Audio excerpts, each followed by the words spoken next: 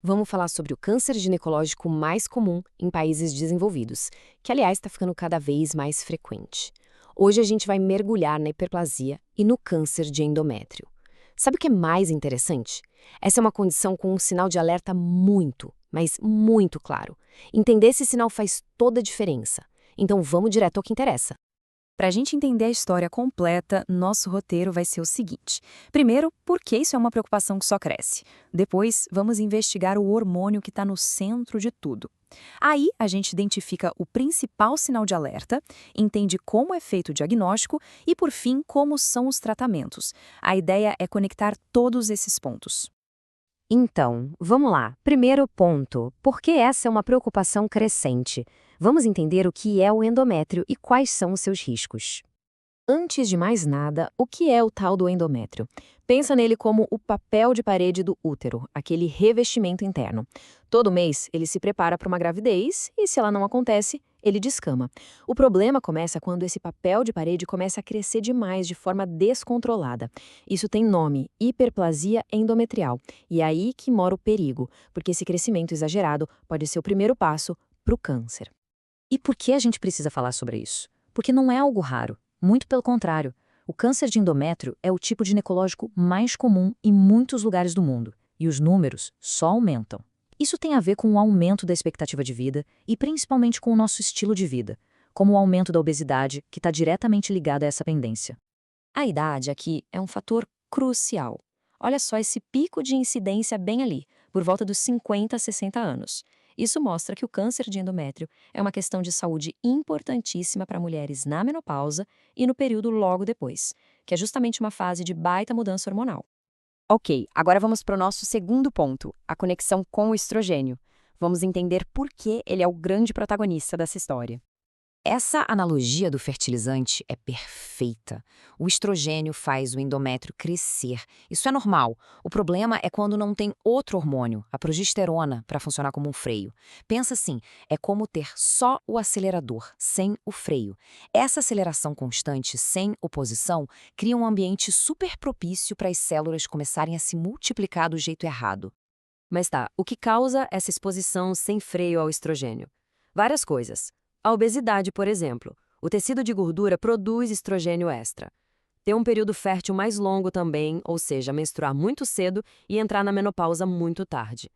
Ou então, condições como a síndrome dos ovários policísticos, a famosa SOP, que bagunça a ovulação e, com isso, falta progesterona para equilibrar a balança. No fim, todos esses caminhos levam ao mesmo lugar, estrogênio demais agindo sozinho. Então, se de um lado o estrogênio sozinho é o risco, do outro, a progesterona é a proteção. É por isso que pílulas anticoncepcionais que têm progesterona e a própria gravidez são fatores que protegem.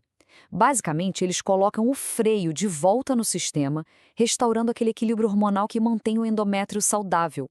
Agora vamos para um ponto que talvez seja o mais importante de todos. O principal sinal de alerta, aquela única coisa que todo mundo precisa saber. É isso, simples e direto. O grande sinal de que algo pode estar errado com o endométrio é um sangramento uterino que não é normal. E o que é anormal? Pode ser um fluxo muito mais intenso, irregular ou, e aqui está o ponto-chave, qualquer sangramento depois da menopausa. E se tem uma mensagem para guardar dessa nossa conversa, é esta. Embora na maioria das vezes o sangramento pós-menopausa seja por atrofia, que é algo benigno, a possibilidade de câncer de endométrio tem que ser investigada. Sempre. Sangrar depois que a menopausa já se instalou não é normal. E ponto. Precisa ir ao médico. Certo, então apareceu um sangramento suspeito. E agora? Como é que os médicos investigam isso? Vamos ver o caminho para o diagnóstico. O processo é bem lógico, um passo a passo. Tudo começa com a conversa no consultório sobre os sintomas. O segundo passo, geralmente, é um ultrassom transvaginal, que serve para medir a espessura daquele papel de parede do útero. Se a espessura estiver aumentada, aí vem o passo final e definitivo, a biópsia, que é pegar um pedacinho do tecido para analisar no microscópio. E como o médico decide se precisa de biópsia ou não? É aqui que entra a matemática. Existe um número de corte. Depois da menopausa, se o endométrio mede mais de 4 ou 5 milímetros no ultrassom, isso acende um alerta e justifica a biópsia. Por outro lado, se ele está bem fininho, ufa, a chance de ser câncer é muito, muito pequena. Beleza, chegamos à nossa parte final. Estadiamento, tipos e tratamento. É hora de entender o que acontece depois do diagnóstico.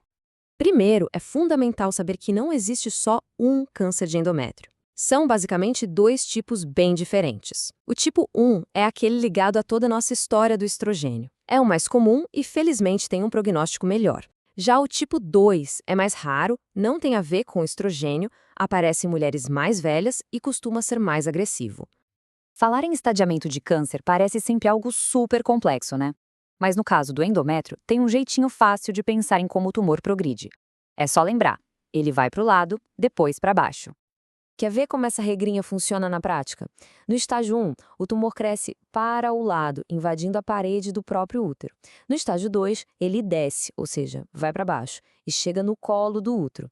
Daí para frente, nos estágios 3 e 4, ele já se espalhou para estruturas vizinhas e, por fim, para órgãos mais distantes.